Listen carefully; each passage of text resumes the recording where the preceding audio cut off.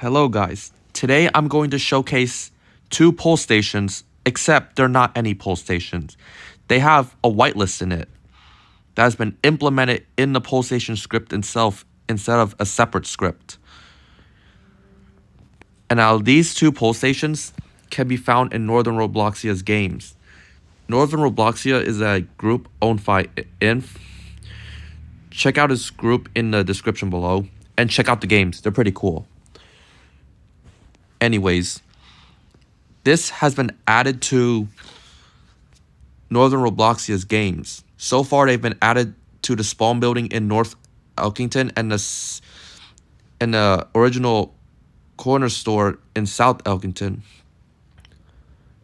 So let's get started. So this is what happens when you pull the fire alarm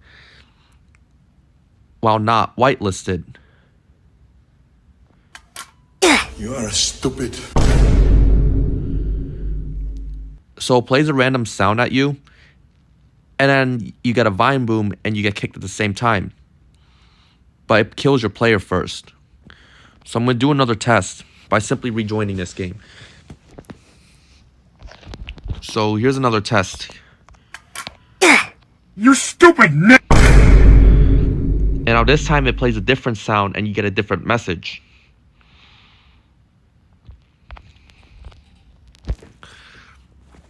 So basically, if a non-whitelisted player pulls the fire alarm, that happens. And the alarm will not go off. But if a whitelisted player pulls the fire alarm, then nothing happens to them and the alarm will go off. So that was a test with the simplex T-bar.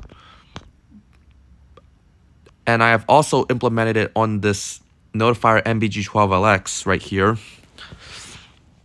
It basically does the same thing when you pull it while not whitelisted. Now, I'll tell you this. The simplex T-bar is actually a model off the creator store that I edited. I actually converted this into an addressable device, hence the LED here. The original one doesn't have that. And that came from the creator store. The MBG12LX, it didn't come from the creator store. It came from the South Elkington game that I decided to pull from it and insert it here so I can test it. Anyways, here's a test with the MBG12LX. You are stupid. It basically does the same thing.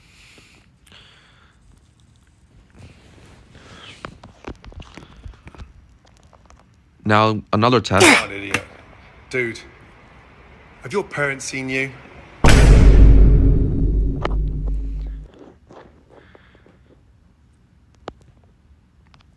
And for the full effect,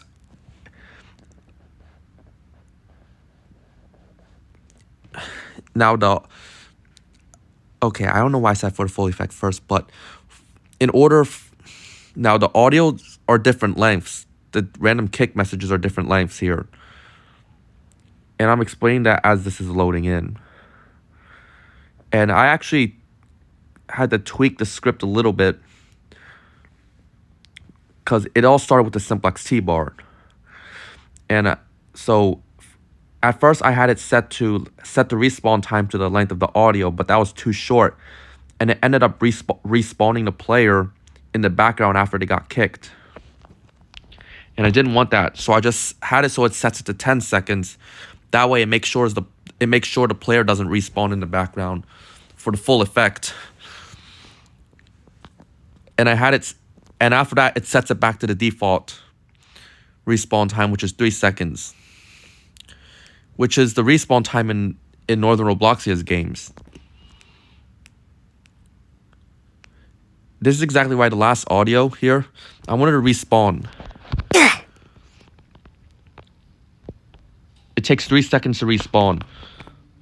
But, however, if a player respawns after a non-whitelisted player has pulled the alarm, they're going to have to wait until the player is kicked.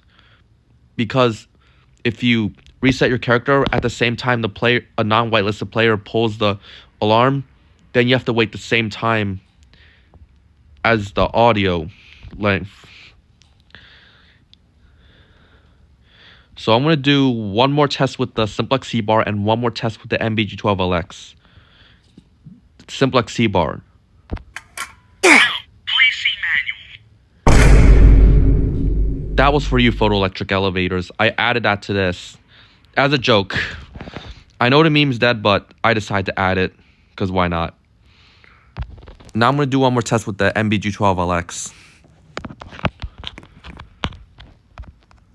Crap, he fainted. And that'll be it with this video.